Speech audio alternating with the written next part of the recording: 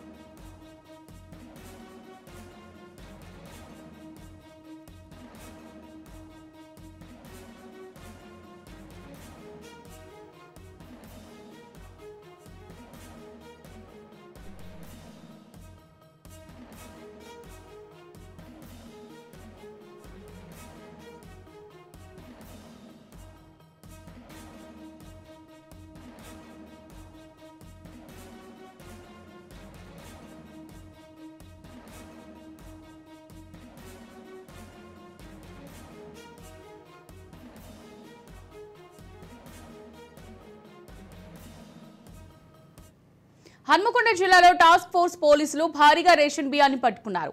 నడికూడ మండలం చెర్లపల్లి గ్రామంలో సుమారు 250 క్వింటాల రేషన్ బియ్యాన్ని పట్టుకున్నారు. టాస్క్ ఫోర్స్ పోలీసులు బియ్యం అక్రమ రవాణా, బియ్యం దందా చేసేవారి గుట్టు కోసం అధికారులు చర్యలు ప్రారంభించారు.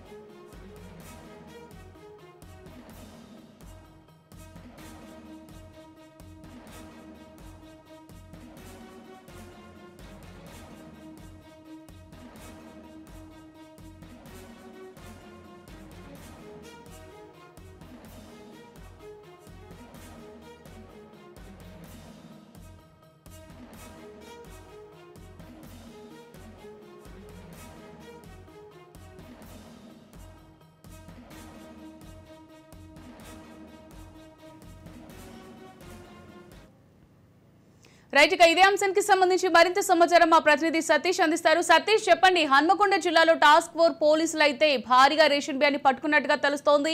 మరి దీనికి సంబంధించి తాజా అప్డేట్స్ ఏంటి సతీష్? అమూల్య, హన్మకొండ జిల్లా నడికూడ మండలం తిరుపతి గ్రామానికి సంబంధించి పీడీఎఫ్ బియ్యం పెద్ద మొత్తంలో నిల్వ ఉంచారనేటువంటి సమాచారంతో టాస్క్ ఫోర్స్ పోలీసులు దాడులు నిర్వహించారు. 250 పైగా క్వింటాల బియ్యాన్ని స్వాధీనపరుచుకున్నారు.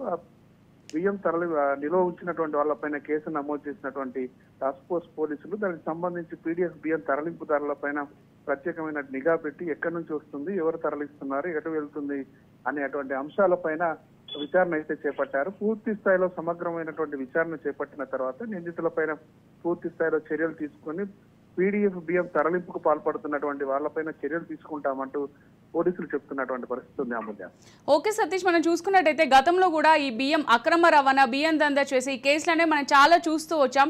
అధికారులు ఎన్ని చర్యలు తీసుకున్నప్పటికీ ఈ దందా చేసే వారిని ఆపలేకపోతున్నారు. అంటే ఇందులో విఫలమవడానికి కారణం ఏంటనుకోవచ్చు? కొంతకాలంగా పూర్తి స్థాయిలో ఇటు రేషన్ బియ్యం తరలింపుకు పాల్పడేటువంటి ముఠాకు సంబంధించి పూర్తి స్థాయిలో తూతూ మంత్రంగా తనిఖీలు నిర్వహించడం, కేసులు చేయడం తప్ప పూర్తి స్థాయిలో నియంత్రించేందుకోసం సంబంధిత శాఖలు దృష్టి సారించకపోవడం మూలంగా దాంతో పాటుగా అక్రమార్కులకు ఇది వరంగా మారుతుందని చెప్పుకోవచ్చు. వాళ్ళంతా పూర్తి స్థాయిలో నియంత్రించేందుకోసం అవసరమైనటువంటి చర్యలు చేపట్టకపోవడం మూలంగానే నిరంతరం ఈ ప్రక్రియ కొనసాగుతుంది. ఎప్పటికప్పుడు కట్టుదిట్టమైనటువంటి చర్యలు చేపట్టి బియ్యం తరలింపుదారులపైన కఠినమైనటువంటి చర్యలు కనుక తీసుకున్నట్టయితే ఇది పునరావృతం అయి ఉండేది కాదనేటువంటి చర్చ అయితే సాగుతుంది. మొత్తానికి ఇది నామమాత్రంగా సమాచారం ఇచ్చినప్పుడు ఎవరైనా ఫిర్యాదు చేసినప్పుడు తప్ప పూర్తి స్థాయిలో నియంత్రించేందుకోసం అవసరమైనటువంటి చర్యలు చేపట్టడం లేదనేటువంటి విమర్శలు అయితే ఉన్నాయి అమూల్య. సతీష్, ఇప్పుడు మనం చూసుకున్నట్టయితే అధికారులు కానీ పోలీసులు కానీ టాస్క్ ఫోర్స్ పోలీసులు అయినప్పటికీ ఎటువంటి చర్యలు తీసుకుంటే పేదవారికి అందాల్సిన ఈ రేషన్ బియ్యం అక్రమ రవాణాను ఆపొచ్చు అనుకోవచ్చు? శాఖాపరమైనటువంటి చర్యలు తప్ప పూర్తి స్థాయిలో దానికి సంబంధించినటువంటి కఠినమైనటువంటి చర్యలు తీసుకోకపోవడం మూలంగానే తరచూ ఈ బియ్యం దందా అనేటువంటి కొనసాగుతా ఉంది, బియ్యం అక్రమ రవాణా అనేటువంటి కొనసాగుతా ఉంది.